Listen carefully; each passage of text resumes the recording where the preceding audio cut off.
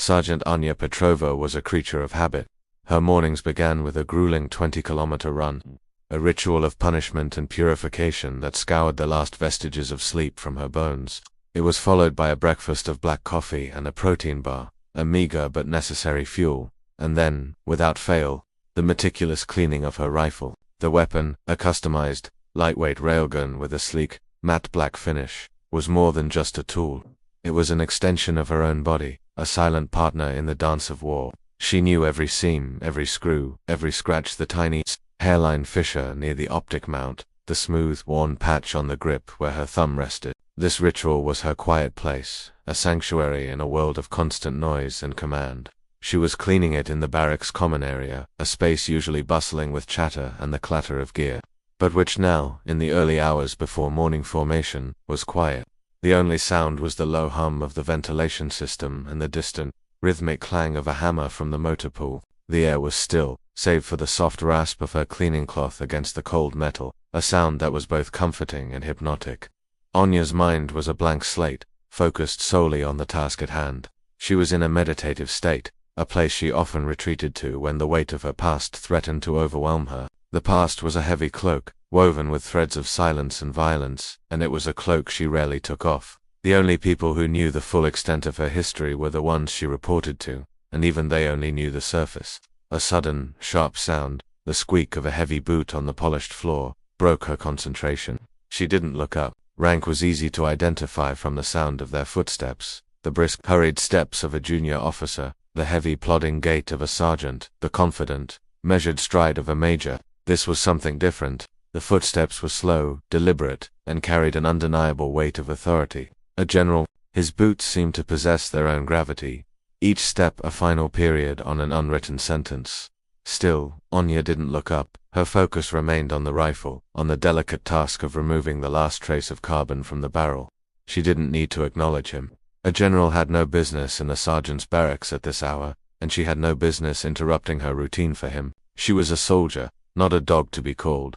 She was a ghost, a shadow in a world of light, and shadows were not meant to be seen. The footsteps stopped beside her table. A shadow fell over her work, a dark eclipse that swallowed the morning light. She could feel the intense scrutiny, a gaze that wasn't just observing, but dissecting. She could hear the quiet, even breaths of the man standing over her. She could smell the scent of expensive aftershave and the faint, metallic scent of ozone, a smell that clung to high-level command centers and powerful weapons. That's an unusual choice for a service rifle, Sergeant, a deep, resonant voice said. It's a railgun, isn't it? Not standard issue. The recoil on those is notoriously tricky to manage. Anya still didn't look up. It's not a service rifle, General, she said, her voice a low, gravelly whisper, a sound she rarely used. It's a personal weapon. The recoil isn't an issue. I can see that, the General said, a hint of amusement in his tone. And the patch on your shoulder, I can't say I've ever seen that before.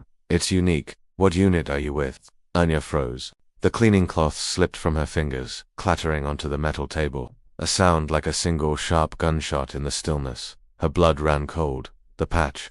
It was a simple circular patch with a stylized falcon in flight, its talons grasping a lightning bolt. A small, subtle symbol, but one that spoke volumes to the right people. It was the mark of the Ghosts, the most elite special operations unit in the entire military. A unit that, officially, didn't exist. Sergeant, did you hear me? The General's voice was sharper now, the amusement gone, replaced by a cold, hard edge of command. The air around them suddenly felt thin, charged with a tension that was both physical and psychological. Anya slowly, reluctantly, looked up. Her eyes, the color of a stormy sea, met his. General Ivan Volkov was a legend in the military. He was a man of iron will and unshakable resolve. A strategist who had never lost a battle, a leader who had never failed to inspire. His face was a map of his career, a web of fine lines around his eyes, a scar running along his jawline, a gaze that could peel the skin off a man. He was, in every sense of the word, a force of nature. And now, he was staring at her with a look of stunned, almost disbelieving recognition. He didn't see a sergeant.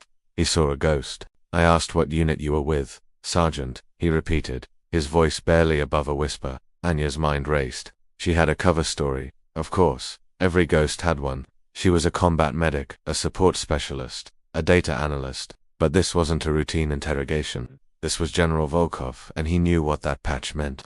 The lie felt flimsy, transparent. "I'm with the 12th Infantry, General," she said, the lie feeling like a physical weight on her tongue. "My father was in a special unit. He gave me the patch as a good luck charm." General Volkov didn't say anything for a long moment. His gaze never wavered, and Anya felt a cold sweat form on her brow. She knew she was in deep trouble. Lying to a general was a court-martial offense, but telling the truth was an even bigger risk. Finally he spoke. "Sergeant," he said, his voice flat and devoid of emotion. "Stand up." Anya complied instantly, her spine straightening to a ramrod-like stiffness. She stood at attention, her hands clasped behind her back, her gaze fixed on a point just above his left shoulder. General Volkov circled her slowly, his boots making no sound on the polished floor. He was a predator, and she was his prey. He was looking for a weakness, a tell, a single slip in her carefully constructed facade. But Anya was a master of concealment. She had been trained to be a ghost, to blend into the shadows, to become a whisper on the wind.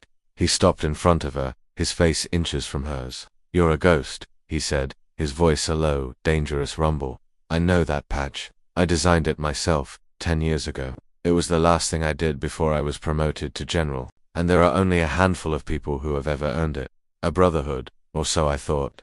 A handful of people who have ever come out of the ghosts alive. You're a legend, Petrova, a ghost of a ghost. The official report said your entire unit was wiped out. They held a memorial. They buried your memories. So, I'll ask you one more time. Who are you?" Anya's carefully constructed world came crashing down. Her lie, her cover story, her very identity. It was all useless. She was exposed. She was naked. She was at the mercy of a man who held her entire future in his hands.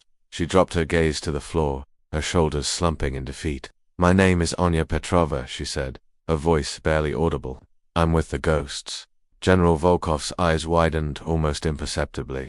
He took a step back, his gaze fixed on her face as if seeing it for the first time. "Anya Petrova," he repeated. The name, a question, a memory, a ghost of his own. "I know that name.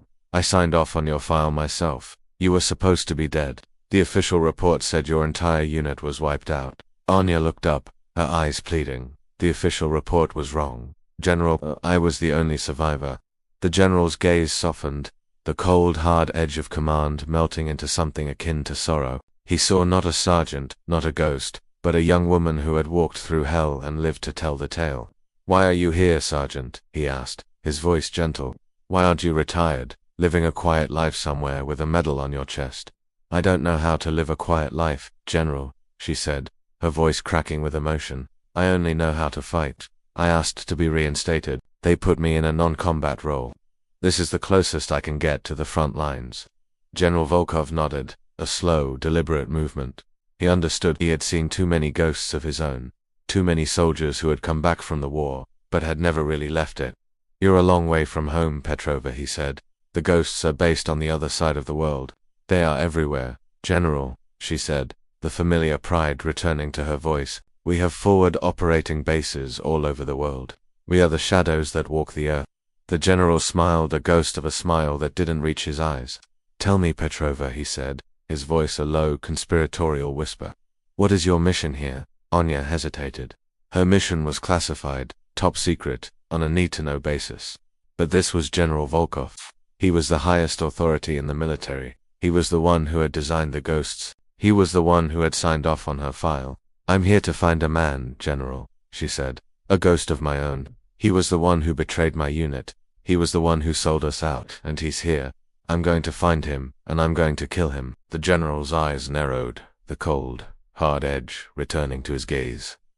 "A personal vendetta, Sergeant. That's not how we do things in this military. You don't take justice into your own hands." "I'm not in this military, General," she said, her voice a hard, unyielding steel. "I'm a ghost. We don't follow the rules. We make them." General Volkov didn't say anything for a long moment. The silence was heavy, pregnant with unspoken words. He was a man of the law, a man of order, a man who believed in the chain of command, and she was the antithesis of everything he stood for. Finally, he turned and walked away, his heavy boots making no sound on the polished floor. Anya watched him go, a single tear tracing a path down her cheek. She knew she had crossed a line.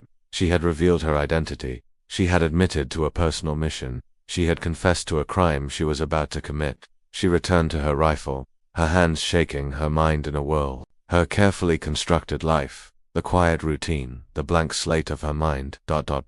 It was all gone. She was exposed, and she was alone.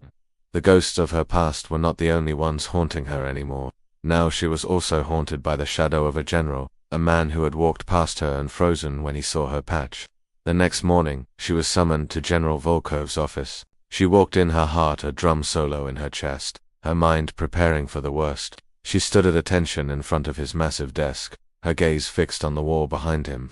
"At ease, Petrova," he said, his voice as calm as a summer lake. "Have a seat." She sat, her hands clasped on her lap, her body tense, ready to spring into action at a moment's notice. The general leaned back in his chair, his hands clasped behind his head. He looked tired, older than he had the day before. "I've been going through the old ghosts' files, Petrova," he said, his voice a low murmur. "I've been reading about your unit. The mission, the betrayal, the ambush. I've been reading about you, and I've come to a conclusion. I'm going to help you." Anya's eyes widened in disbelief. "Help me, General?" "Yes," he said, a slow, deliberate nod of his head. "I'm going to help you find your ghost. I'm going to give you the resources you need, the intelligence, the gear, the men. You'll have everything you need. You'll be my ghost, Petrova, my shadow, and you will find this man, and you will bring him to me, but you will not kill him. He will stand trial. He will face the consequences of his actions. Do we understand each other?" Anya stared at him, her mind reeling. He was giving her everything she had ever wanted, a chance for revenge, a chance for justice, a chance for closure, and all he asked for was her word that she wouldn't cross the line. "Yes, General," she said, her voice thick with emotion. "We understand each other." And so, a new chapter began for Sergeant Anya Petrova. She was no longer just a ghost. She was the general's ghost. She was a shadow with a purpose, a weapon with a target, a soldier with a mission. And the man who had betrayed her, the man who had haunted her for so long, his time was running out. The general's ghost was coming for him, and she would not stop until her mission was complete.